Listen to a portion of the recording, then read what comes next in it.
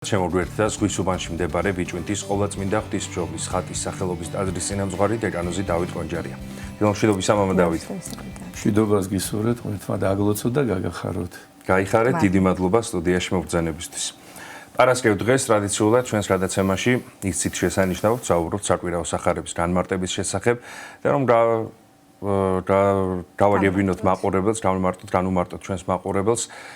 კვირას რა საიკითხავს მართლმადიდებელი ეკლესია მრევლისთვის. დიახ, ეს გახლავთ საშინელი სამჟავრო შესახებ სახარება და ჩვენ უპირველეს ყოვლისა უნდა ვთქვათ, რომ მოციქულები იწოდებოდნენ ქრისტეს მოწაფეებად. დიახ. და ეს არ უნდა დაგვავიწყდეს არასდროს, რომ ჩვენ თავად მუდმივად უნდა ვიყოთ მოწაფეები ქრისტესი და ქრისტეს ეკლესიისა. და ეკლესია როგორც თავის შვილებს ისე განსწავლის მუდამ და ყოველკვირეულად და ყოველდღიურად, თუმცა ყოველკვირეულად გვთავაზობს განსაკუთრებულად მომზადებულ სახარებას, რომელიც არის სასარგებლო სულის ხსნისათვის და აი ჩვენ ვიმყოფებით მოსამზადებელ პერიოდში დიდი მარხვისა და ეს სანატრელი დღეები გვიახლოვდება, სანატრელი დღეები, რომელსაც ქვია სინანული უფლის წინაშე და რომლის დროსაც უფლის მადლი უხვად მოეფინება ჩვენს გულებს, ჩვენს სულს და ის ცოდვის შედეგად მიყენებული ჭრილობები აღიხოცება უფლის მადლით და სიხარული დაივანებს ჩვენს გულში, რადგანაც სინანული გვაერთიანებს, სინანულით ვერთიანდებით ღმერთთან. აღიხოცება ყოველივე ჩვენი დანაშაული და ჩვენი ერთობა ისევ, ესე იგი, გამთლიანდება ღმერთთან ყოფნისა. და აი ჩვენ გავიარეთ, ესე იგი, მეზორე და ფარისევლის კვირა. იქამდე კიდე იყო ზაქის სახარება, წაკითხული, როცა მის სახლში მივა მაცხოვარი. შემდგომ ახლა იყო უძღებიშვილის კვირა და ეს არის გაგრძელება იმ, ესე იგი, სწავლებისა, რომელსაც ეკლესია გვთავაზობს და გვახსენებს იმის შესახებ, რომ აუცილებლად მოხდება მეორედ მოსვლა. და ამაზე საუბრობს მაცხოვარი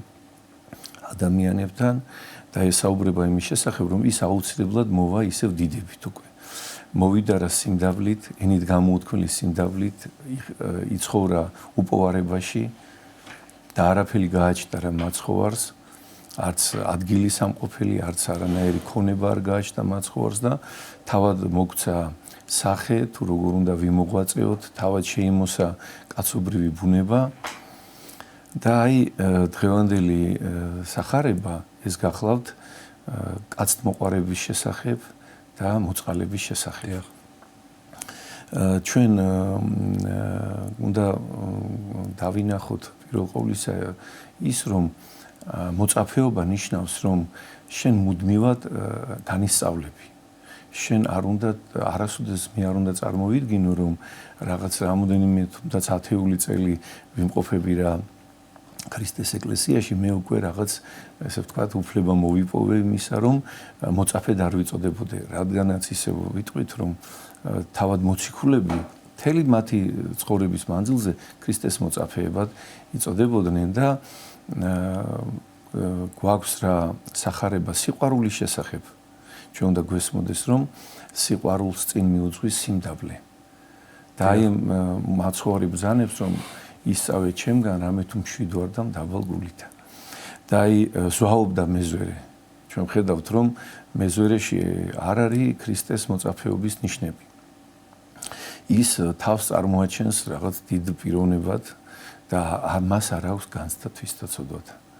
აი განცდა თვისდაცოდვათა ეს არის აუცილებელი, რადგანაც თუ კი მე მექნება ამაზე ფიქრი, შემდგომ მე თუ მესმის ამის შესახებ, რომ მე სულ მუდამ საჭიროებ უფლისგან შეწყალებას, მაშინ სხვის მიმართაც ვიქნები, რა თქმა უნდა, მოწყალე და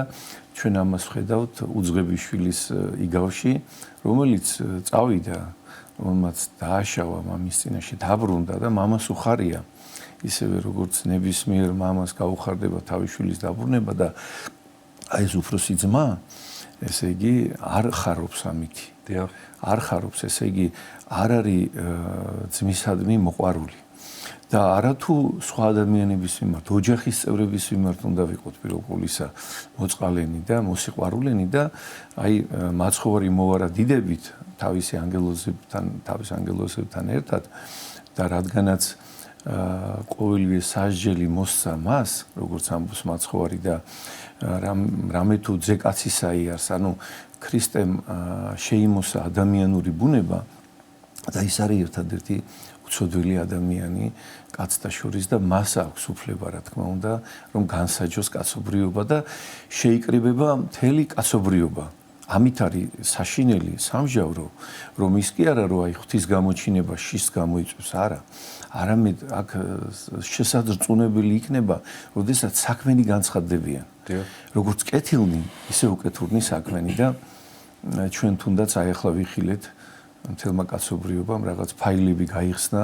და შესაძრწუნებელი იყო ეს იმდენად ფარდა ეხადა ესე ვთქვათ და აი ესე აიხდება ფარდა, როდესაც აი თუნდაც წმინდათა ცხოვრებას ვკითხულობთ და ვგებულობთ თუ როგორ ესე იგი ცხოვრობდნენ ეს ადამიანები და შესაძრწუნებელია და შიშის მომგვრელია ყოველი ჩვენთაგანისათვის როგორც სიკეთე, ისევე უკეთურება და ესე იგი რამდენ სულზე არის დაუთვალავი ადამიანებზეა საუბარი და აი შეიკრიბება მთელი კაცობრიობა და ანგელოზნი მოვლენ უფალთან ერთად, ანგელოზნი რომელნიც და ყოველივე უწყიან ჩვენ შესახებ. ყოველი ჩვენი სიტყვა, ყოველი ჩვენი ფიქრი, ყოველივე უწყია ანგელოზებმა და აი ამიტომ ესე იგი განცხადება ჩვენი საქმენი და ეკლესია გვიწოდებს ყველას, მოგვიწოდებს რომ მოვიდეთ და მოვინანიოთ ჩვენი ცოდვები, რადგანაც ჟამი ახლოა და აი თითქოს საშინელ სამჟავროზე ჩვენ შეიძლება ვსაუბრობდეთ როგორც რაღაც ისეთ პერიოდზე, რომელიც როდისმე იქნება, მაგრამ ჩვენ ვხედავთ რომ აი ეს აპოკალიფსი, რომელიც დაიწერა გამოცხადება იოანე ღვთისმეტყველისა, აი ამ თითქოს აი ჩვენ თვალწინ აღესრულება ყოველივე და ყოველივე თავი თითქოს აი დღევანდელობაზე გვესაუბრება ისევე როგორც ქრისტეს შობის დროს კაცობრიობაში მისი შობის სურნელი ტრიალებდა, ისევე ქრისტეს მეორედ მოსვლის რაღაცა იმ მზაობა არის კაცობრიობაში, რომ აი უფალი მოვა ძალიან მალე და ამიტომ უფალი ერთის მხრივ ჩვენ მოგვიწოდებს სიყვარულით და მეორეს მხრივ გვახსენებს ამის შესახებ, რომ მოვინანიოთ, რადგანაც თუ კი ჩვენ არ მოვინანიებთ ჩვენ საქმეებს და თუ კი არ გამოვასწორებთ ჩვენ საქმეებს, მაშინ საშინელ სამჟავროზე გველოდება საუკუნო ცეცხლი. და აი ეს უნდა იცოდეს ადამიანმა, რომ არ დარჩება საქმენი განუკითხველნი და ესე იგი როგორც მწყემსმა განარჩევნის თიკანი ცხოვართაგან მარტივად, რადგანაც ისინი სწრაფები არიან, თახტიან ეს თიკანი, ერთგვარად როგორც გადმოგცემს ეფრემასური, უნაყოფონი არიან ერთგვარად და ცხოვარნი კიდე ნაყოფიერნი არიან, ერთგულნი არიან და აი უფალი მარცხენით მათ დააყენებს, ხოლო მარჯვენით დააყენებს ცხოვართ და ეტყვის მოვედით კურთხეულნო, მამისა ჩემისანი და დაიმკვიდრეთ სასუფევლით სათქა საუკუნიდან თქვენთვის გამზადებულიო. რამე თუ მშიოდა და მეცით საჭმელიო, წყუროდა და მასვითო, შიშველ ვიყავ, უცხო ვიყავ და შემიწყნარეთ, შიშველ ვიყავ და შემოსეთ, ცნეულ ვიყავ და ესე იგი მომინახულეთ და საპყრობილისაშინა ვიყავ და მომხედეთ მეო. და აი რითი გამოირჩევიან ეს მარჯვენი მტყოფნი? აი ისევ თამდაბლობით. მათ არც კი უწყიან ამის შესახებ, რადგანაც მათი მზერა უფლისაკენ არის მიმართული და მათ არ აქვთ ასე ვთქვათ საკუთარი სიკეთეების განცდა. არამედ ისინი მუდამ სინანულში არიან და სრულყოფილ ღმერთს განიხილავენ და ხედავენ, რომ სწრაფვა მუდმივად საჭიროა ღვთისაკენ. და არა ის რომ განიხილონ კეთილი საქმეები და ეკითხებიან რომ უფალო როდისო არც კი უწყიან, როდის ამ ესე იგი გაჭამეთ ან გასვით ან უცხოურ შეგბუსეთ ან ესე იგი სნეული იყავი თუ საპრობილეში უფალო და რაცა უყავთ ერთად მცირეთაც მათა ჩემსთაცა იგი მე მიყავთო და რადგანაც უფალი თავად იყო ესე იგი მას არაფერი ჰქონდა თავად და უპოვარებაში იცხოვრა და მისი მზერა რა თქმა უნდა პირველ ყოვლისა იქნება მიმართული იმ ადამიანებისადმი, რომელნიც სიკეთეს ყოფენ, რომელნიც მოწყალენი არიან, რომ ნეტარ იყვნენ მოწყალენი, რამე თუ იგინი შეიწყალნენ ბრძანებს წმინდა წერილი და აი ამიტომ მოწყალებას რა თქმა უნდა დიდი ადგილი უკავია ქრისტიანის ცხოვრებაში და მუდამ მოწყალე უნდა იყოს ადამიანი და აი ამის შესახებ ესე იგი მუდამ სათყოფნაში რომ იყოს აჰა ესე რა სიძემოვალს შუაღამეს და ნეტარ არის რომ მონაიგი რომელი უპოვოს ზუიძარეთ ხოლო ვაიარს მონისამის რომელი უპოვოს უდებებით იხილეს სულო ჩემოდანო გრული ძილისათვის არამედ მუდამ რომ სახურებაში იყო და ფხიზლად იყო აი ამისთვის ადამიანი უნდა იყო ეკლესიის წევრი და აი უნდა მუდამ განისწავლებოდე და ესე ვთქვათ იმ სივრცეში ხარ სადაც ემზადება ადამიანი მარადიული ცათასასუფევლისათვის ოღონდ ეს არ არის მარადიული ცათასასუფეველი არ არის შემდგომ ესე ვთქვათ დასაწყები ფიქრი ამის შესახებ ადამიანის არამედ ადამიანი აქ უნდა ფიქრობდე ამის შესახებ და აქ უნდა ერთიანდებოდე ღმერთთან რადგანაც აღსარებითა და წმინდა ზიარების მიღებით ჩვენ ღმერთს უერთდებით და ერთად ვართ ჩვენს ეციერ მშობელთან და მარად ჩვენი დანიშნულების მთავარი არსია რომ მარად ვადიდოთ და ვმადლობდეთ ღმერთს. აი პირობითად ვთქვათ რომ დიდ ცნეულებაში ვიყავი და ღმერთმა გამკურნა. აი უკვე ესე იგი სამედიცინო საშუალებით რომელიც ღვთივბოძებულია არაფერი მშველოდა და ღმერთმა გამკურნა. მოხდა სასწაული. რაოდენ მადლობელი უნდა ვიყოს სიცოცხლის მონიჭებისათვის, არა? და აი ესეთივეა სიცოცხლე რომ მომენიჭა მე არაარსობიდან არსად მომიყვანა. მე დღემოდან მადლობდე უფალს უნდა ამისათვის და განვადიდებდე და მადლობდე უფალს და აი შეიძლება ამის შესახებ მე დღეში 5 წუთი ვიყო ესე განწყობილი და ანგელოზნის ზეცაში მუდამ განადიდებენ და მუდამ ღვთის დიდების მეტყველებაში არიან და მადლობაში და კურთხევაში არიან უფლის მადლიერებაში და აი ქრისტიანიც ესე უნდა იყოს მარადის გიხაროდენო ამბობს პავლე მოციქული და აი სულ ადამიანი უნდა განადიდებდე უფალს და მადლობდე უფალს და ესე იგი დანარჩენი შემდგომად ამისა პავლე მოციქული ამბობს რომელთა მიმართ ეპისტოლეში რომ ღვთის მოყვარეთათვის ყოველივე ამ ქვეყნა დაღესრულება კეთილად ყველაფერი სასიკეთოდ არის ღვთის მოყვარეთათვის და ჩვენთვის ეს ცხოვრება არის ესე იგი გაკვეთილი უფლისაგან ჩვენ ვიმყოფებით აი როგორც სკოლაში დავდიოდით და გაკვეთილებს სწავლობდით და იქ სხვადასხვა სამეცნიერო საგნებს სწავლობდით დასაწყის არა სამეცნიერო საგნებისა თუ შრომით გაკვეთილებს თუ ფიზიკურ ესე ვთქვათ ვარჯიშებს არა აი ესევე ჩვენ განვისწავლებით ყოველდღიურად უფლის მიერ და აი ისე უნდა ვიცხოვროთ და ისე უნდა ესე იგი გავაკეთოთ ყველაფერი რომ ღვთის მოსაწონი იყოს ყოველივე რომ აი თითქოს ჩვენ აი ახლა უფალი ვიყურებს და უფალი ხედავს რომ აი ახლა მე როგორ მოვექცევი ამ ადამიანს მე ესე იგი განურისხლები თუ თქვათ თავში ვიკავებ და ესე იგი ჩემს თავში დავინახავ ასე უძლურებას რომ მეც უამრავი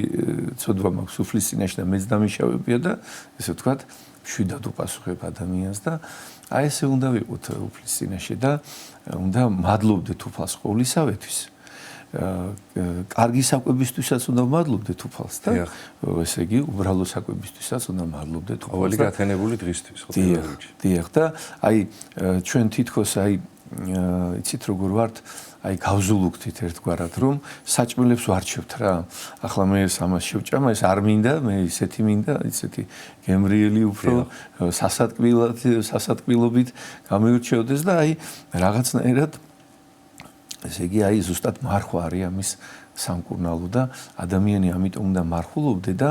მუცელს მოუყმობდე მუცელს რომელიც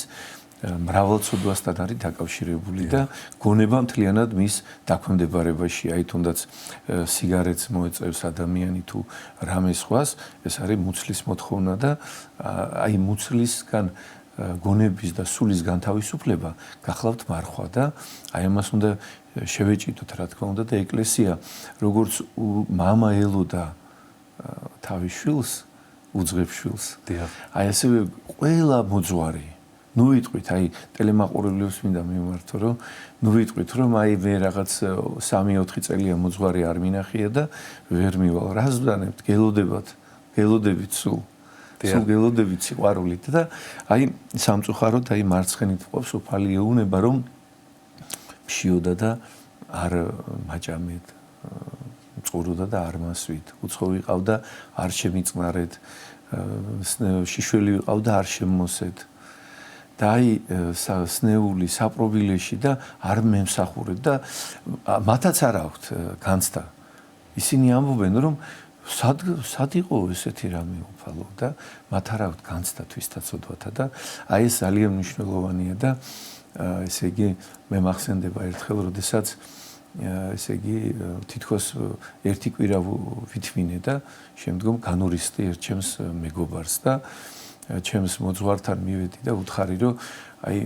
დიდის დამსახურებით უთხარი რომ აი ერთი კვირა ვითმენდი თქო და მოუყევი და ზღარო მითხრა რომ აი შენო ესე იგი არა გაქვსო განცდა თვისდაცოდვათა შენ რო ეკონოდაო შენ რო მოწყალიებით შეხედავდიო მასო და მასაც აპატიებდიო მაგრამ რადგანაც არა გვაქვს აი ეს უნდა შევიმოსო და ამიტომაც არის რომ ეფრემ ასურს აღმოხდა ეს სიტყვები ამ ღირს მამას დაყუდებულ მამას ეუფალო და მეუფეო მომანიჭებე განცდა თვისდაცოდვათა და არა განკითხვაც მისა ჩემისა რომელიც არის სიყვარულის საფუძველი ესე იგი სიმდაბლით შემოსილობა ჩვენ გვაძლევს სიყვარულის შესაძლებლობას რომ ჩვენ აი ეს ღვთაებრივი თვისება თავად ღმერთია სიყვარული როგორც ვეუბნება იოანე ღვთისმეტყველი აი ამ გზით სიმდაბლით მოიპოვება და ეკლესია როგორც მსრუნველი დედა თავისი სულიერი შვილებისა მუდამ აი განგვსწავლის ჩვენ და მადლობთ უფალ ღმერთს აი ამ დიდი წყალობისათვის რომ აი ეს შესაძლებლობა გვაქვს ამ ქვეყნად და მით უფრო უნდა ვიყოთ ბედნიერი და ესე იგი ხალისიანი რადგანაც არათუ სიცოცხლე მოგვეცა მხოლოდ ქრისტიანებს არამედ მარადიული ცხოვრების შესაძლებლობა მოგვეცა განგვეცხადა ეს ისე არ არის ჩვენ ესე არ წარმოვიდგინოთ რომ ეს უბრალოდ გვაქვს ჩვენ ეს ნიჭი ეს ტალანტია მაშ რატო არის რომ შენს გვერდით მოყვასი არ დადის ტაძარში იმიტომ რომ შენ განგიცხადა უფალმა და ეს არის ნიჭი რომელიც რა თქმა უნდა გავამრავლოთ ყველა ჩვენთაგანმა და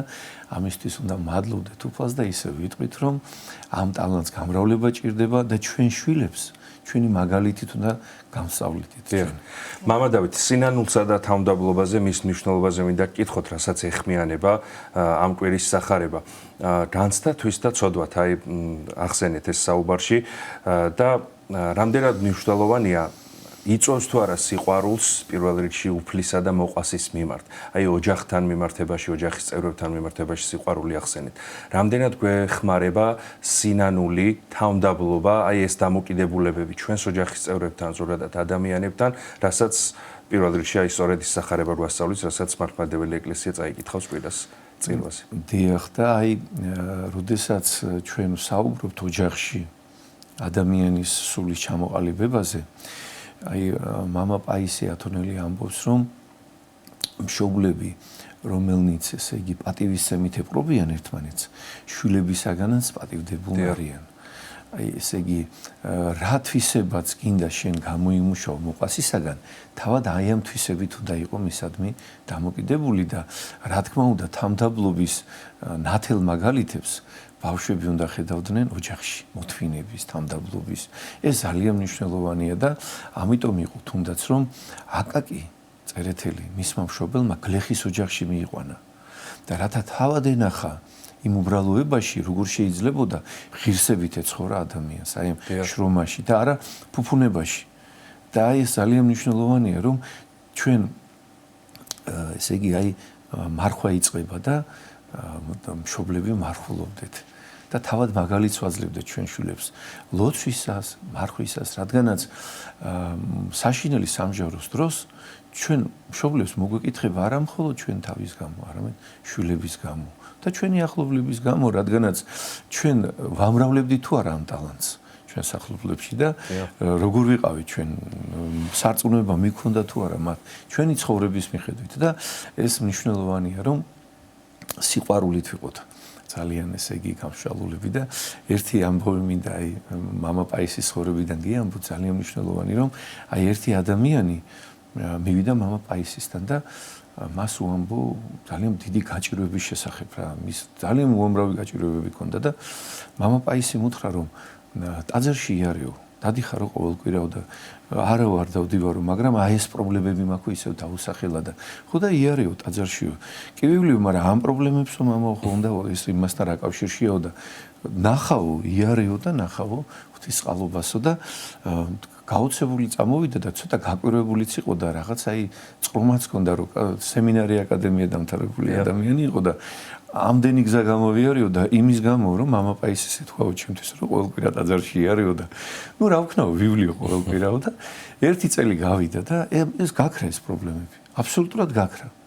ღმერთმა აღწევდა და რის გამო ყოველკვირა დადიოდა ეს კაცი ტაძარში და შემდგომ მივიდა მადლობას მაინც გადაუხდი მამა პაისისო და რომ მივიდა დიდი სიხარულით ეამბორა უთხრა რომ კარგად არის და ყოველგვარ დადიხარო და კი დავდივარ მამაო ამ პრობლემებთან რა კავშირში იყო ეს ჩემი ტაძარში სიარული ამესენიო და შვილო შენ რომ ყოველკვირა დადიხარო ტაძარშიო ახლა შენო მუდმივად ურიგდები ღმერთსო და მშვიდობა გაქვს და ერთობა გაქვს შენს ღმერთთან მიუხედავად იმისა როგორი ესე ვთქვათ ნიშანი გვეკუთვნის ჩვენი სულიერი ცხოვრებისა რადგანაც შეიძლება მასწავლებელს ის ესე ვთქვათ ნაკლები შესაძლებლობების მქონე მოსწავლე რომელიც ცდილობს რომ რაღაცა გააკეთოს ის უფრო მეტად უყვარდეს და ღმერთიც ესე არის ღმერთს გულს უყურებს ადამიანის კაცს და ის მუდმივობა როდესაც მაქვს მე ღმერთთან ესე იგი მშვიდობა მაქვს და სიყვარული მაქვს ღვთისა და ღმერთი ზრუნავს ყველა სხვა ცხოვრების პრობლემებზე ზრუნავს ამას უპირველესად ეძიებდეთ სასუფეველსა ღვთისასა და სიმართლესა მისა და მე ყოველივე შეგეძინოს თქვენ ანუ მე ვიზრუნებ თქვენზეო ბრძანებს უფალი თქვენ მე მომენტეთ და თქვენ ხართ რტონი და მე ვარ ვენახი და უკვე თუ გენებო ჩვილებო რომ ამ ვენახმა ნაყოფი გამოიღოსო დაადრექით ვენახსა ზედა რტონიო რათა მრავალი უხვებით ნაყოფ თუ არა და ვითარცა ნასხლევნით ცეცხლს მივეცემით არა უნაყოფო ვიქნებით და აი ეს არის სასწაული ყოველი დღე არის სასწაული ყოველი დღე არის ბედნიერება კვირას მართლმადიდებელი სამოციქულო ეკლესია მირქმის მიგებების დღესასწაულს აღნიშნავს და 3 წუთი გვაქვს დაახლოებით დარჩენილი და 2-20 წუთით რომ ვთქვათ ამ დღის მნიშვნელობის შესახებ. დიახ, ეს არის ნამდვილად საოცარი დღესასწაული, როდესაც კაცობრიობისა და ღვთის მირქმა, ანუ ჩახუტება ადამიანისა და ღვთისა. და აი ესე არის ქრისტეს შობამდე მე-3 საუკუნე, როდესაც ეგვიპტის მმართველი პტოლემეოს ფილადელფოსი, რომელმაც მისი ცნობილი ალექსანდრის ბიბლიოთეკა დაარსა და ასევე მოისურვა რომ ებრაელთა წიგნები ქონოდა, საფთურშვილის წიგნები ქონოდა და 70 თარგმნელი გამოითხოვა მღვდელმთავარ ელიოზორისაგან, რომელსაც ესე იგი მოკითხვა და ძღვენი გადასცა, გაუგზავნა თავის წარმომადგენელ ელჩობა და 12 ტომიდან იქნა არჩეული 6 ადამიანი. და ესე იგი ეს ადამიანები წარევლინენ ალექსანდრიაში და ესე იგი მღვდელი სიმეონი იყო ესეთი რომელიც იყო უფალ საბაოთის მსახური და მას ერგო წიგნი ისაია წინასწარმეტყველისა აჰა ქალწული მიუდგეს და შვესზე ამ წიგნებს თარგმნიდა და აი უნდა ეს ადგილი დაეწერა რომ თითქოს მრავალჯერ ჰქონდა წაკითხული მაგრამ აქ განკვირვება მოიცვა და თქვა რომ როგორ შეიძლება რომ უმამაკაცოდ იშვეს ადამიანიო შვესზე ხო და აი აქ უნდა რომ ჩაესწორებინა დედაკაცი ჩაეწერა ქალწულის ნაცვლად და აი აქ უკვე ხდება ის საოცრება რომელიც უწყებული არის თავად სახარებაში რომ სიმეონი მართალი კაცი რომელსაც უწყებული იყო არახილვა ცივტილისა ვიდრემდე არ აიხილოს ესე იგი მესია მოსულიო და ესე იგი მას უწყებულ ქონდა ანგელოზისაგან რომ ის არ იხილავდა სიკვდილს ვიდრემდე თავად არ იხილავდა ესე იგი მაცხვარს რომელსაც სთხოვდა ესე იგი კურთხევას და ალოცვას და მარადიული ცხოვრებით აი ესე გაემგზავრებოდა უფლის ხელთაგან და ესე იგი 350 წელმა განვლო იმ დღიდან და ღრმად მოხუცებული ასები წლები იყო გასული, როდესაც უწყებული იყო სიმეონისაგან, რომ ახა მოვიდა ნანატრი, ესე იგი მესია და ესე იგი შეეგება და უთხრა 10 განუტევე მონაიშენი მე უფრო სიტყვისაებ შენი სამშვიდობით და უფალი მიიქვა თავის გულში და ესე იგი აი ეს არის დღესასწაული, როდესაც ჩვენ ვევედრებით უფალ ღმერთს დიდი განსასწრებისაგან, დაუმთავრებელი განსასწრებისაგან, ესე იგი, რომ გამგვიყვანოს უფალმა ღმერთმა და აი საქართველოსთვის ეს არის აფხაზეთი და სამაჩაბლო და როგორც უძღები შვილი დაბრუნდა მამასთან, აი ესევე ჩვენ მთელი ერი, როცა დაბრუნდებით მამასთან, მამა ღმერთი იმ პირმშოობას და ბეჭედს და სამოსელ პირველს ისევ ჩაგვაცვამს და აღდგება რა თქმა უნდა საქართველოს თლიანობა, რომლის აღდგენაც, ესე იგი, არც ისე შორს არის ორი ჩვენთაგანისაგან. დიდი სიყვარულით მინდა მოგილოცოთ წინასწარ მირქმა მიგებების დღესასწაული. დიდი მადლობა ჩვენთან მობრძანებისთვის სტადიუმში დავით. სხვისუბანში მდებარე ბიჭვინთის ყოვლადწმინდა ღვთისმშობლის ხატის სახელობის ტაძრის წინამძღვარი დეკანოზი დავით კონჯარია იყო ჩვენი სტუდიის სტუმარი.